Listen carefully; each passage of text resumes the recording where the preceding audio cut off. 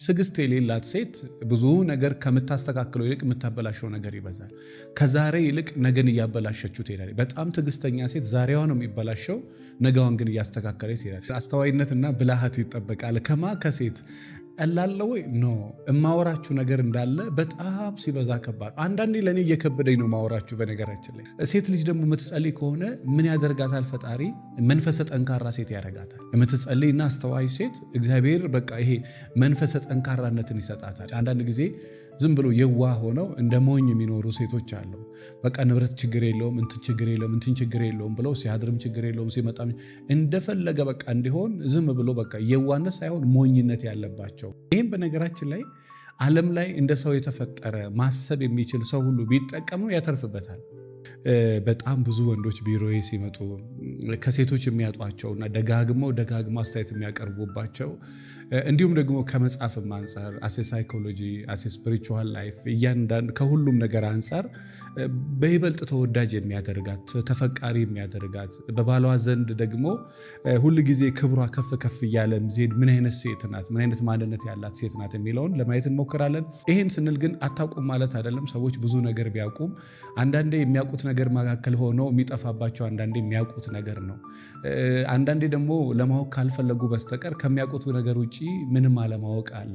አውቅ ያለው ብሎ ካወቀ ሰው በቃ ሌላ ነገር ለማወቅ አልፈለግም እና አዲስ ነገር አያውቅም። ያኔ ምን ይሆናል? የሚያውቀውን ብቻ ነው የሚያውቀው ነው የሚሆነው። እና በተቻለ መጠን ሴቶች የምታውቁት ከሆነ ለማጠንከር፣ የማታውቁት ከሆነ ደግሞ ይበልጥ ለማደራጀት በሕይወት ዘመናችሁ ይጠቅማል ብዬ የማስበው ነው። ለዚህ ዩቲዩብ ቻናል አዲስ የሆናችሁ ሰብስክራይብ አድርጎ ይህን ቪዲዮ ለእህቶቻችሁ፣ ለዘመዶቻችሁ፣ አግብታ በትዳር የምትኖር ለማግባት ፍላጎት ያላት እህት ካላችሁ ይህን ቪዲዮ ላኩላት። በሕይወት ዘመኗ በጣም ብዙ ሀሳቦችን እየተማረች እስከ ለተሞቷ የምትቀጥልበት ትልቅ ሚዲያ ነው።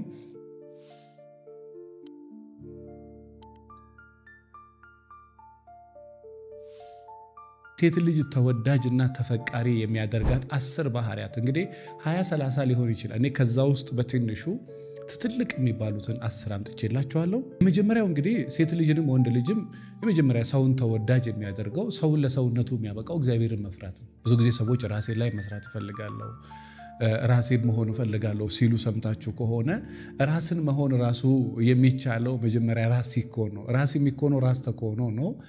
ራስ መሆንም የሚቻለው ደግሞ መጀመሪያ ራስን በማወቅ ነው። ራስን ለማወቅም ደግሞ እግዚአብሔርን ማወቅ በጣም ወሳኝ ነው። ሰውን ለሰውነቱ የሚያበቃው እግዚአብሔር ስለሆነ፣ አለበለዛ ሰው ለሰውነቱ ራሱ ሊበቃ አይችልም። ለሰውነቱ ካልበቃ ደግሞ የሰውን ስራ መስራት አይችልም። የሰው ባህሪ ሊኖር አይችልም። በዛ መንገድ ሊኖር አይችልም። እና የመጀመሪያ ሴት ልጅ ፈራ እግዚአብሔር ሊኖራት ይገባል። ይሄ እንደዚህ ዘመኑ አይነት ፈራ እግዚአብሔር አይደለም እላችሁ። እንደዚህ ዘመን ሁላችንም አስመሳይ የሆንበት እንደዚህ ዘመን አይደለም። ይሄ ዘመን እኔ በሕይወት ዘመኔ ብዙ አይቻለሁ። በተለይ እኔ የተቀመጥኩበት ቦታ ሆናችሁ ስታዩ በጣም ብዙ ሰው ለካ እኔም በዚህ ደረጃ አስመሳይ ነኝ እንዴ እባክህን ከዚህ አውጣኝ ብዬ እስከምጸልይ ድረስ እና እንደዚህ አይነት ማንነት የለኝም። ነገር ግን የሆነ ነገር ላይ ብቻ አስመሳይ ሆኜ ራሴን አገኘዋል የሆነ ነገር ላይ እና በዚህ መጠን ደግሞ ከስተመሮቼን እንግዲህ ሴት ታያላችሁ፣ ወንድ ታያላችሁ፣ ልጆች ታያላችሁ፣ ወንድም እህት ታያላችሁ እዚህ ስራ ላይ እና ብዙ ሰው ህይወትን ትዳስሳላችሁ። ሙስሊሙ ይመጣል፣ ክርስቲያኑ ይመጣል፣ ፕሮቴስታንቱ ይመጣል፣ የትም ሃይማኖትም የለኝም የሚለው ይመጣል እና እነዛ ሁሉ መካከል የምታዩት ማንነት አለ። ዞሮ እንደዚህ ዘመን አይነት አስመሳይነት ሳይሆን የእውነት እግዚአብሔርን መፍራት ከልብ። ምክንያቱም የጥበብ ሁሉ መጀመሪያ እግዚአብሔርን መፍራት ስለሆነና ሴት ልጅ በባለቤቷ ዘንድ ግሬስ የሚሰጣት ተወዳጅ የሚያደርጋት እግዚአብሔር መቼም ሰውን የመወደድን ጸጋ ካልሰጠው ሰው ተወዳጅ መሆን አይችልም። ሰው የመጀመሪያው ሴት ልጅ ፈራ እግዚአብሔር ሊኖራት ይገባል። ሁሉን ነገር የምታደርገው እግዚአብሔርን ከመፍራት ነው። ይህም በነገራችን ላይ ዓለም ላይ እንደ ሰው የተፈጠረ ማሰብ የሚችል ሰው ሁሉ ቢጠቀመው ያተርፍበታል። እንግዲህ እግዚአብሔር ሰው ቢፈራው ባይፈራው የሚጨምርለት ነገር የለም። ነገር ግን ሰው ልጅ ሰው ሆኖ የተፈጠረ ሁሉ እግዚአብሔርን ቢፈራ የሆነ የማስተዋል ጥበብን ያገኛልና በተቻለ መጠን የመጀመሪያ ሴት ልጅ እግዚአብሔርን ብትፈራ፣ ስራዎቿ ደግሞ እግዚአብሔርን ስትፈራ እግዚአብሔርን በመፍራት ይገለጣሉ። ትትናዋ፣ መኝታዋ፣ ጫወታዋ፣ ንግግሯ እንዳለ በዛ ይገለጣልና ያስታውቅባታል። በነገራችን ላይ ፈራ እግዚአብሔር በልቧ ያለና አስመሳይ የሆነች ሴት ታስታውቃለች። የእውነት የምትፈራና እንደው እንደደረሰ ብቻ ዝም ብላ የምታወራ ሴት ሰማይና ምድር። ወንድም እንደዛው የእውነት የሚፈራ ወንድና ወንድ ዝም ኖርማል ወንድ ዝም ብሎ ይለያልና የመጀመሪያ እግዚአብሔርን መፍራት ቢኖራትና ሁሉን ነገር የምታደርገው እግዚአብሔርን ከመፍራት አንጻር ከሆነ 100% በባለቤቷ ዘንድ ሞገስን የማግኘት አቅም አላት። ሁለተኛው ደግሞ አስተዋይነትና ብልሃት ነው። እንግዲህ ይሄ ሁሉ አይኖረውም። ሁሉ ሰው ስለተማረ አስተዋይ አይሆንም። አስተዋይ ስለሆነ ግን በሕይወት ዘመኑ ሰው ብዙ ነገር ይማራል እና አንድ ሴት አስተዋይና ብልሃተኛ ሴት ከሆነች እኔ ልነግራችሁ አልችልም። አንድ ሴት ምን አለችኝ ከዚህ በፊት እና ማስተዋልና ብልሃት ይጠበቅብሽ እሷ አይደል እንዴ ታዲያ ከበደኝ ለዛ እንዴት ታዲያ የመጣው ስንት ኪሎ ሜትር አቋርጬ አለችና እንዲህ አይነት ቦታ ትንሽ ከባለቤቷ ጋር ተጣላችና ከቤት ወጣለችና ከቤት የወጣችበት መንገድ ልክ አይደለምና እንደዚህ አይነት ቦታ እንኳን ትንሽ አስተዋይነትና ብልሃት ይጠበቅብሻል እኮ ታዲያ ለዛ እንደ የመጣሁት አነጋገሯን በተለይ ብታዩ ያስቃልና ዞሮ ዞሮ አስተዋይነትና ብልሃት ይጠበቃል ከሴት ቀላል ወይ ኖ እማወራችሁ ነገር እንዳለ በጣም ሲበዛ ከባድ። አንዳንዴ ለኔ እየከበደኝ ነው ማወራችሁ። በነገራችን ላይ ለኔ ራሱ እየከበደ ምክንያቱም መቼም ሁላችንም ከራሳችን ጋር እንጋፈጣለን። ከራሳችን ጋር ትግል እስከ ዕለተ ሞት እኔም ከራሴ ጋር እታገላለሁ፣ እናንተም ከራሳችሁ ጋር ትታገላላችሁና የመጨረሻ ራስን ወደ ማሸነፍ እያደግን እንድንሄድ ማለት ነውና ነገሮች ላይ አስተዋይ የሆነች ከዛ ደግሞ ብልሃተኛ የሆነች ይሄን ነገር ዛሬ ከነገርኳችሁ ለምን መሰላችሁ? ቀስ ብላችሁ ለማጤን ከሞከራችሁ እያደገ ይሄዳል። ለምሳሌ ፕሊዝ ስለ ጋብቻ መጽሐፍ አንብቡ ብዬ ዛሬ የሆነ መጽሐፍ ሪኮመንድ ባረጋችሁ በእርግጠኝነት ዛሬ ከጀመራችሁ እስከ ዛሬ ዓመት እያደገ ይሄዳል። እኔ የዋህነትና አስተዋይነትና ብልሃት ያልኳት ሴት ብልሃት በውስጧ እያደገ ይሄዳል። ነገሮች ላይ እያንዳንዱ ነገር ላይ ብልሃተኛ ሴት ትሆናለች። አስተዋይ ሴት ትሆናለች። ምኑ ላይ እያንዳንዱ ነገር ላይ ምን ይሆነ ይሄዳል። ይሄ ነገር እያደገ ይሄዳል። የዛሬ ዓመት 2 ዓመት 3 ዓመት ራሱ የሆነችውን ስታይ ራሷን ማድረግ ትጀምራለች። ራሷን መውደድ ትጀምራለች። ራሷን መቀበል ትጀምራለች። አንዳንዶቹ ራሳቸውን ይጠላሉ። እኔ አርጅቻለሁ፣ ከዚህ በኋላ ተወዳጅ አይደለሁም፣ ከዚህ በኋላ ተፈላጊ አይደለሁም፣ ከዚህ በኋላ እሱም አይፈልገኝም፣ ሌላ ወንድም አይፈልገኝም፣ ልጆቼም አይፈልግም፣ ቆዳዬ እየተሸበሸበ ነው። ምንም ሳይሆኑ እኮ ነው ገና በ20 ዓመት በ30 ዓመት በ40 ዓመት ተስፋ ይቆርጣሉ። በዛ መጠን ደግሞ በራስ መተማመናቸው ያለ ደግሞ 55-60 ዓመት የሞሉ አዛውንቶች አሮጊቶች አይታችሁ ከሆነ ግሬሳቸው፣ በራስ መተማመናቸው፣ እርጋታቸው ስታዩ ምን አለ የኔ እናት በሆነች እስክትሉ ድረስ ይሄ አስተዋይነት ያላት ብልሃተኛ ሴት ናት። በቃ አስተዋይ ሴት ናት እና ይሄ ነገር ዝም ብሎ ይመጣ ነው። ዛሬ ከጀመርሽው ግን በሕይወት ዘመንሽ እያደገ ነው ሄደው እና ይሄ ነገር ለምን ይጠቅምሻል? ከባለቤትሽም ጋር ለመኖር፣ ከራስሽም ጋር ለመኖር፣ ከልጆችሽም ጋር ለመኖር። እንግዲህ ከዛ ቀጥሎ ደግሞ ትዕግስትና ጽናት ነው። እንግዲህ ትዕግስት የሌላት ሴት ብዙ ነገር ከምታስተካክለው ይልቅ የምታበላሸው ነገር ይበዛል። ከዛሬ ይልቅ ነገን እያበላሸችው ትሄዳለች። በጣም ትዕግስተኛ ሴት ዛሬዋ ነው የሚበላሸው፣ ነገዋን ግን እያስተካከለች ትሄዳለች። ይሄን ግን ስላችሁ ይሄ ዝም ብሎ በደመነፍስ ሳይሆን ጥበብ የታከለበት ብልሃት የታከለበት ማለት ነው እና በተቻለ መጠን ትዕግስትና ጽናት ለሴት ልጅ በሕይወት ዘመኗ በጣም ሲበዛ ምክንያቱም ልጅ ማሳደግ ራሱ በራሱ ፈተና፣ ወልዶ ልጆች ማሳደግ በራሱ ህመም ነው። ሴክስ ማድረግ በራሱ ህመም ነው። የባልን ጭቅጭቅ ባህሪ፣ ወንድ በባህሪው አስቸጋሪ ባህሪ ያለው፣ የመጠጣት ባህሪ ያለው፣ የመሄድ ባህሪ ያለው፣ የመመለስ ባህሪ፣ ያለማዳመጥ ባህሪ፣ አምባገነንነት፣ እውቀት ማጣት ባህሪ፣ የብዙ ነገሮች ችግር ያለበት ፍጡር ነው ይሄ። ወንዶቹ ራሱ ይሄን አይክዱም። የሚደንቅ ተፈጥሮ ነው። በዛው መጠን ደግሞ የሚገርም ተፈጥሮ አይነት ነው እና ከእንደዚህ አይነት ሰው ጋር ለመኖር ምን ያስፈልጋል? ትዕግስትና ጽናት። ጽናት ካላት መጨረሻዋን ታሳምራለች። ትዕግስት ካላት ዛሬንና ነገን ትላንትና ጭምር አንድ ላይ ያዛምዳል። ለልጆቿም ትጠቅማለች፣ ለራሷን ትጠቅማለች እና ይቺ ትዕግስትን የሌላት ሴት፣ ነገሮች ላይ ትዕግስት የሌላት እያንዳንዱ ነገር ላይ እንደመጣባት የምትኖር ሴት ከሆነ ትንሽ ቤቷን ታበላሻለች፣ ትዳሯንም ታጣለች። ትዳር ስታጣ ደግሞ ራሷንም ባል ልጆቿንም ደግሞ አባት ታሳጣለች እና ሀብትም ንብረትም እድሜያኑ ብዙ ነገሮቿን ከፍላ ከዛን መጥፎ ህይወት ይሆናል። ያን ግን ስላችሁ ሁሉም እንደዛ ማለት አይደል። ከአቅሟ በላይ ከሆነ ምንም ማድረግ ስለማትችል ችግር የለም። ነገር ግን ትዕግስትና ጽናት ያላት ሴት መጨረሻዋ ያማረው፣ ነገሮች ላይም ደግሞ የበላይ የመሆን እድል አላትን። እዚህ ምድር ላይ የሚጸልይን ሰው እኔ ምኑንም ልነግራችሁ አልችልም። ማንም ሰው ታግሎ የማያሸንፈው ደጋግሜ ነግራችኋለሁ። የማይጸልይ ሰው ህይወት የሌለ ከባህር እንደወጣ አሳ ነው። ምንም እንትን የለውም፣ ከሆነ በላይ በቃ ትንፋሽ የለውም። እና የሚጸልይ ሰው ምንም በሉኝ ምንም በቃ ሁል ጊዜ አሸናፊ ነው። እና ሴት ልጅ ደግሞ የምትጸልይ ከሆነ ምን ያደርጋታል? ፈጣሪ መንፈሰ ጠንካራ ሴት ያደርጋታል። የምትጸልይና አስተዋይ ሴት እግዚአብሔር በቃ ይሄ መንፈሰ ጠንካራነትን ይሰጣታል። እና እኔ በቅርብ ብዙ ከስተመሮች ቢይዘው መጥተዋል። 20 ዓመት፣ 25 ዓመት፣ 30 ዓመት፣ 35 35 ዓመት እና 30 ዓመት እየተጨቃጨቁ 35 ዓመት እየተጨቃጨቁ ኖሮ ምንም አልሆኑም። ለምን? ይሄ መንፈሰ ጠንካራነትንና ነገሮችን የመቻል ጥበብ ስለሰጣት። ስለዚህ የምትጸልይ ሴት ለጊዜ የተሸነፈች ትመስላለች፣ ነገ ግን ታሸንፋለች። በጣምም ደግሞ ነገሮችን በእውነትና በፍቅር በአቅም የመታገል አቅም አለ። ለምን? እግዚአብሔር ያግዛታል። ይሄ ልክ ሶምሶንን በምን ሸለቆ አካባቢ እግዚአብሔር ያበረታው እንደሚለው ልክ እንዲህ አይነትን ሴት የምትጸልይ ሴት ልክ ስትደክም እግዚአብሔር ያበረታታል። ልክ መንፈሶቿ ሲዝሉ በቃኝ ከዚህ ትዳር ልውጣ ስትል ባለቤቷ መሸከም ሲያቅታት፣ ልጆቿ መሸከም ሲያቅታት፣ ጤና ስታጣ ይሄ የመወደድንና ነገሮችን የመቻለን ጸጋ ድጋሚ ተስፋ ይሰጣታል። የምትጸልይ ከሆነ ማትጸልይ ከሆነች በዛ ላይ ደግሞ ጸሎት ታውቃላችሁ ኮንሲስተንሲ ይፈልጋል። ይሄ ቋሚነት ከሌለው ወጥነት ከሌለው ያዝ ለቀቅ ከሆነ አለመጸለይ እንደውም የተሻለ እየጸለየ ከሚያቆም ሰው የማይጸልይ ሰው ይሻላል። እና በተቻለ መጠን ግን ቋሚነት ባለው ህይወት ውስጥ በጸሎት ህይወት በዛ ካለች ይሄ ሴት ልጅ ተወዳጅ የሚያደርጋት ተፈቃሪ የሚያደርጋት ባህሪያት ነው። አምስተኛው የራሷንና የቤቷን ውበት የምትጠብቅ ሴት። ብዙ ጊዜ አይመስልም። ይሄ ዘፈርስት ኢምፕሬሽን የሚባለው የመጀመሪያው እይታ ከላይ የሚታየው ነገር ነው። በጣም የምትኳኳል፣ በጣም ራሷን የምትጠብቅ ቤትም ይሁን ውጭም ይሁን በእያንዳንዱ ነገር ራሷን የምትጠብቅ ሴት እኔ 100% እርግጠኛ ነኝ ማንም ወንድ ሊነቃት አይችልም።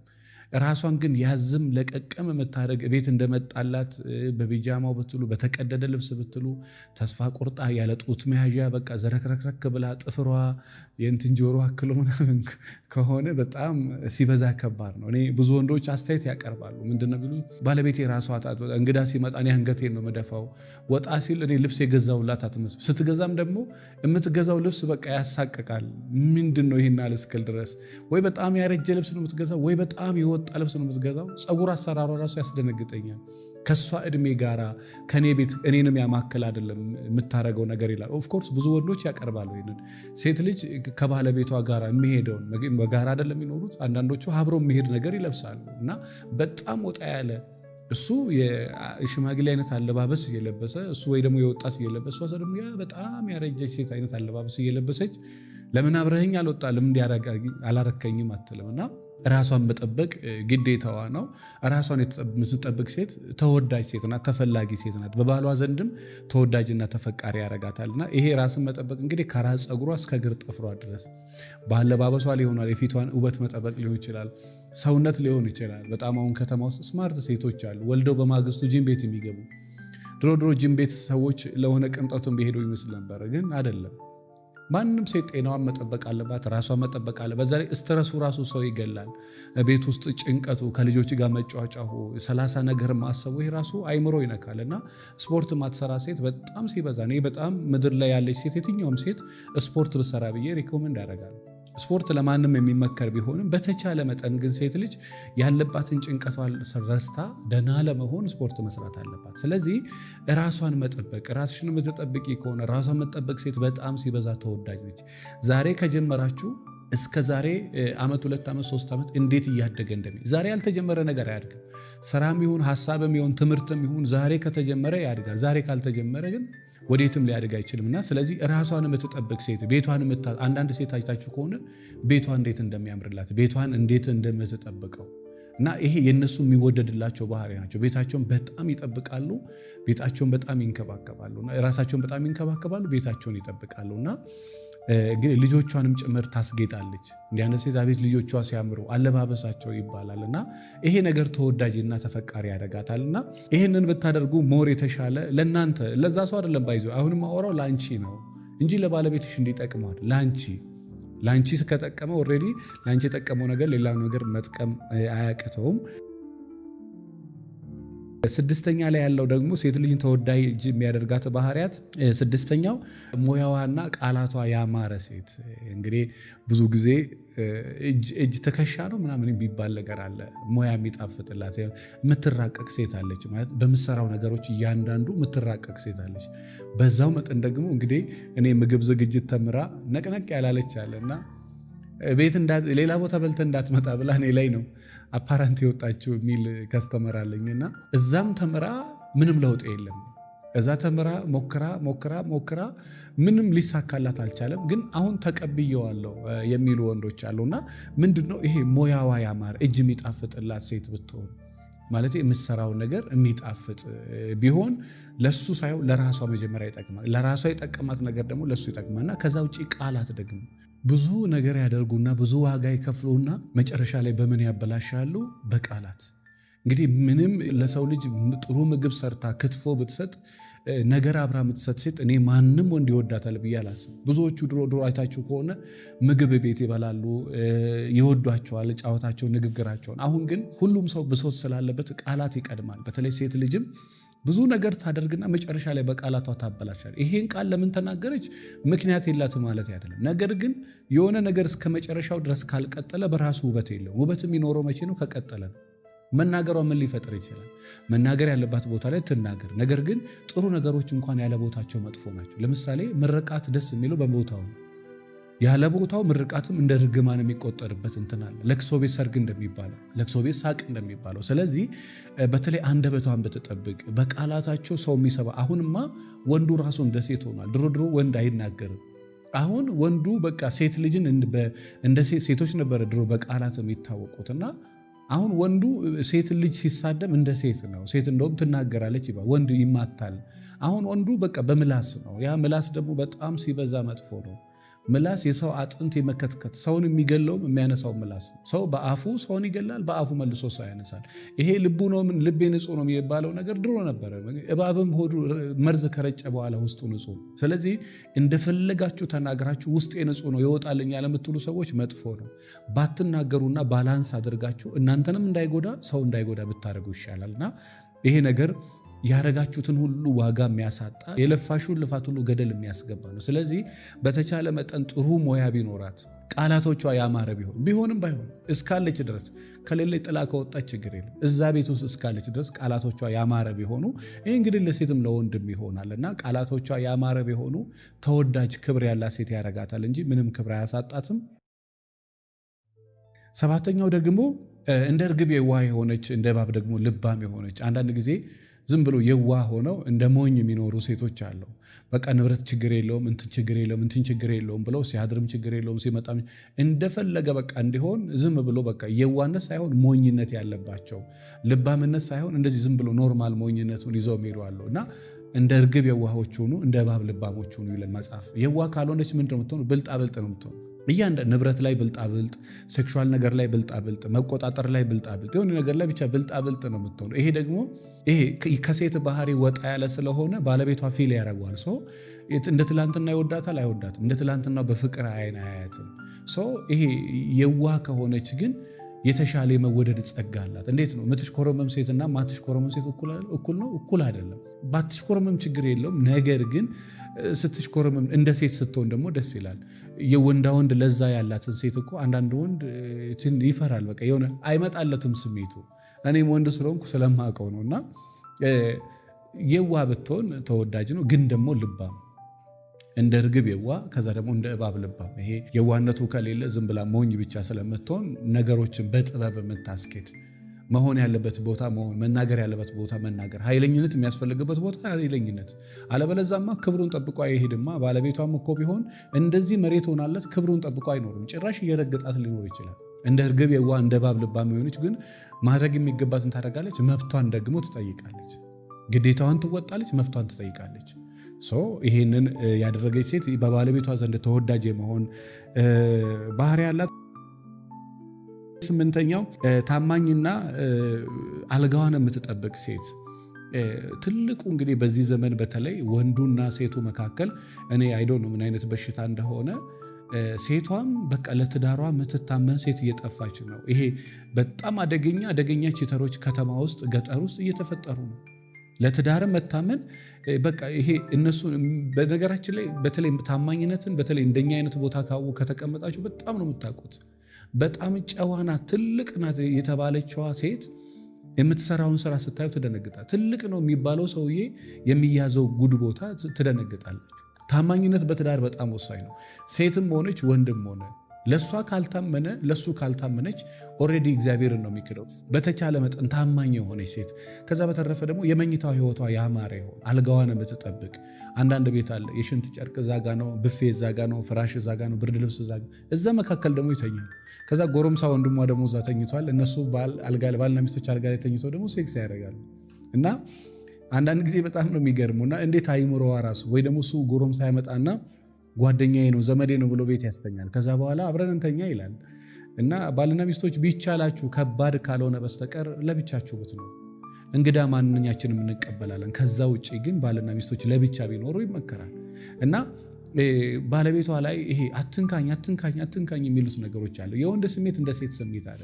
የወንድ ስሜት ኦልሬዲ ስፐርሞ ተከማይተው አንድ ቦታ ይቀምጣሉ በብዛት እና ሲፈልግ ስሜቱ አይምሮን የመቆጣጠር አቅም አለ። ያኔ ወደ መጠላት እድል ልትሄድ ትችላለች። ሴት ልጅ ባለቤቷን እንዳትነካኝ እንዲህ ነው ስትል ኦቨር እየተጠላች ትሄዳለች። ምክንያቱም እሱ ለምሳሌ እንዴት ነው በጣም የራባውን ሰውዬ እንጀራ ፊት ለፊት አደርጋችሁ ትሞታታለህ እንጂ እንጀራ አልሰጥም ብትው የዛን ያህል ፓወር አለው። አሁን ዚህ ስዴ በእርግጥ ሁሉም ወንዶች ትንሽ ሴክሹዋሊ መድከም ነገር ስላለ ያናል እንደዚህ ግብግብ ላይ ይፈጠር ይችላል። ግን በጣም የወንድን ልጅ ጀግና ሴክስ ላይ ጅዝብም የምታደርገው ጅግን የምታደርገው ሴት ናት። በጣም ስማርት ሴት ከሆነች ባለቤቷን በሴክሹዋል ነገር የምታጀግነው ሴት ነች። ግን እሷን ካዳመጣት ነው። ማያዳምጣት ማይሰማት ከሆነ አታጀግነው። እሷም ብልሃት ያላት ሴት ካልሆነች ባለቤቷን አታጀግነው። በቃ ስሜቱ እየወረደ እኔ በሚስቶቻቸው ሰበብ አሁን ሴክስ ማድረግ አቅም የሌላቸው ወንዶች ያውቃሉ። ምንም አቅም የሌላቸው ለምን በቃ ነገር ነው። ጠዋት ነገር፣ ቀን ነገር፣ ማታ ነገር፣ ጠዋት ምላስ፣ ቀን ምላስ፣ ማታ ምላስ፣ ደክሞ ሲመጣ በነገር መቀበል። ይሄ ነገር በቃ ለሴክሹዋል ነገር ምንም ፍላጎት ለቤቱ ምንም ፍቅር እንዳይኖረው ያደርጋል። ስለዚህ በጣም ለትዳሯ ታማኝ የሆነች በነገራችን ላይ በኮንፊደንስ መናገር ትችላለች። ለባለቤቷ 10 ዓመት 5 ዓመት 20 ዓመት የታመነች ሴት ደረቷን ነፍታ በልበ ሙሉነት ነው የምትናገር እና ደግሞ ያስታውቅባታል። እየማገጠችን ሴት ኮንፊደንስ የላትም። እሷ አታቅም እንደሚታወቅባት። ሰዎች ደግሞ እንደምታውቁ ካልነገራቸው ያወቃችሁባቸው አይመስላቸውም። ስለዚህ ግሬስ የላትም። ለትዳሯ ማትታመን ለትዳሩ ማይታመን ወንድ ግሬስ የለም። ልበ ሙሉ ወንድ አይደለም። ልበ ሙሉ ወንድ ለትዳሩ የታመነ ወንድ፣ ደረቷን ነፍታ ንግግሯ ተቀባይነት ያለው ታማኝ ሴት ናት። እዚህ የምትል ሴት ብትናገርም ንግግሯ ተደማጭ አይደለም። የመደመጥ ጸጋ ያላት ሴት ታማኝ ሴት ናት። እና በተለይ ይሄ እንግዲህ መማገጥ የሚባል ሄዶ መተኛት ብቻ አይደለም፣ በስልክ ማውራት ነው። ፎን ሴክሶች አሉ በጣም መጥፎ የሆኑ ትዳርን ገደል እያስገቡ ሄዱና ባለቤቷን በሴክሹዋል ነገር ማስደሰት ፍላጎት ያላት፣ መኝታዋን የምታሳምር፣ አንሶላ፣ አልጋ፣ ኤንቫይሮንመንቱን እንዳለ ለሴክሹዋል ነገር የምታዘጋጅ፣ መኝታዋን በደንብ የምትንከባከብ ሴት፣ የምትለብሰው ልብስ የምትጠነቀቅ፣ ሰውነቷን የምትጠብቅ፣ ጠረኗን የምትጠብቅ፣ የአፏን ጠረን የሰው እያንዳንዱ ጠረኖቿን የምትጠብቅ ሴት በባለቤቷ ዘንድ ተወዳጅ ናት። እና አንዳንዴ ነኝ ያልነውን ላንሆን እንችላለን። እሱንም ነገር ትንሽ ጎን ለጎን ማሰብ አስፈላጊ ነው። 9ኛው ዘመድ አያያዝና ገንዘብ አጠቃቀም መታወቅ። አጥፊ የሆኑ ሴቶች አሉ፣ በጣም ደግሞ ቋጣሪ የሆኑ ሰዎች አሉ። ዘመድ የምትወድ ሴት አለች፣ ዘመድ የማትወድ ሴት አለች። የራሷንም የባለቤቷንም ዘመድ። እንግዲህ ጥሩ ሚስት አለኝ የምትለው ዘመድ የምትወድ እንግዳ የምትወድ ከሆነ ነው። አለበለዛ እኔኑ የምትል ከሆነ ሰው እዛ ቤት የማይመጣ ከሆነ በረከት የለም እዛ ቤት። ሰው እንግዳ መቀበል አለበት። አብርሃም እንግዳ ይቀበል ነበር። ለዛ ነው ሥላሴን ያስተናገደውና እንግዳ የማይቀበል ሰው በረከት የለውና እንግዳ የምትወድ ሴት የእሱ ቤተሰቦች መጥተው 6 ወር እዛ ቤት ይቀመጡ አይደለም። ማንም ባልና ሚስቶች ሰው መካከል ሰው ባይኖር ይመከራል። ለማገዝ ችግር የለም። ነገር ግን ኦቨር የሆነ ሰዎች መጥተው እዛ ባይቀመጡ፣ እንደግን እንግዳ ሁሌ እግር ባይበዛ፣ ሚስት ለባሏ ነግራ ባል ለሚስቱ ነግረው እንግዳ መቀበል ቢችሉ ቤታቸው ያማረ ትዳራቸው ያማረ። በልታ የምታስበላ ሴት ማለት ነው። ለራሷ ሆና ለሰው የምትሆን ሴት ማለት ነው። እና ዘመዶቹን እንደ ዘመዷ ማትቀበል ሴት እንዴት አረጋ አብራ መኖር ትችላለች? አይ እንዲህ ስላረገ ነው እንዲህ ካለች መልሳ ከሱ የባሰ ሰው ሆነች ማለት ነው። ስለዚህ እንግዳ የምትቀበልና ገንዘብ አያያዝ እሱ በታኝ ከሆነ እሷ ቋጣሪ ከሆነች፣ እሱ ቋጣሪ ከሆነ እሷ ደግሞ መስጠት ያለባት ቦታ ላይ የምትሰጥ ከሆነ ባላንስ እያደረገች ቤቷን ሳትጎዳ ትዳሯን ሳትጎዳ በዚህ መንገድ የምትሄድ ሴት በጣም ተወዳጅ ነች፣ በጣም ተፈቃጅ። ዘመዶች ደግሞ እሱ ራሱ እንደው ይሉኝታ ይዞት እንኳ አላመጣም ቢል እንደው እባክህ ጥራቸው፣ ግድ የለም እንደግስና እናብላቸው እናጠጣቸው የምትል ሴት አስተዋይ ሴት። የድሮ ዘመን ታውቃላችሁ፣ በገቢ እኛ እንበልጣቸዋል፣ በህይወት ግን እነሱ ይበልጡናል። ለምን? እንግዳ ይቀበላሉ፣ ከራሳቸው ቆርሶ ይሰጣሉ። እኛ በገንዘብ ሞልተን በፍቅር ሞተን ነው የምንኖረው። በተለይ በዚህ ዘመን ያለን ሰዎች በገንዘብ በጣም ሞልተን በፍቅር በጣም ሞተን። እነሱ ምናልባት በገንዘብ እኛ በገቢ እንበልጣቸዋለን፣ በህይወት ግን እነሱ ይበልጡናል። የተረጋጋ ህይወት፣ የሰላም ህይወት ይኖራሉ፣ ሁሉም ማለት ባይሆንም። ስለዚህ በተቻለ መጠን ዘመድ ወዳድ ሴት ተወዳጅ ነች። ሰው የምትፈልግ ሴት፣ ሰው የምትናፍቅ ሴት ተወዳጅ ሴት ነች። ገንዘብ አጠቃቀሟ ላይ ራሱ ጠንቃቃ የሆነ እሱ የበተነውን እሷ ያዝ ማድረግ የምትችል አስተዋይ ሴት ትወደዳለች። የመጨረሻውና አስረኛው እንግዲህ እንክብካቤና ፍቅር አሰጣጥ የምታውቅ ልክ መጽሐፌ ላይ ጽፌዋለሁ የትዳር ሐኪም ላይ እንግዲህ አስቤዛ ገዝቶ ሲመጣ ወይ ደግሞ ምግብ በወር እስከ 100 ሺህ 50 ሺህ ብር ለአስቤዛ ይሰጥና ምን ጎደለብሽ ዝም ብለሽ ኖሪ ይላል። እና ፍቅር ገንዘብ መስጠት ፍቅር መስጠት የሚመስለው አስቤዛ መግዛት ፍቅር መስጠት የሚመስለው ወንድ አለ፣ ግን አይደለም። ፍቅር መስጠት ሌላ ነው፣ አስቤዛ መስጠት ሌላ ነው። በዛ ላይ ደግሞ ፍቅርን የምንሰጥበትን መንገድ ካላወቅን አስቤዛ መስጠት ሴክስ ማድረግ ፍቅር የሰጠን ይመስለናል፣ ግን አይደለም።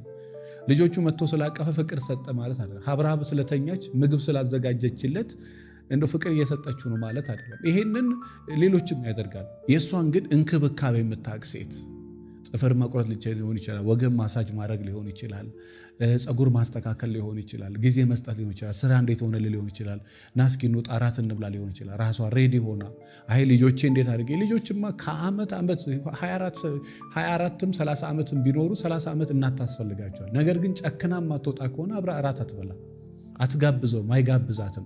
በቃ እሷ የቤት ሴት ትሆናለች።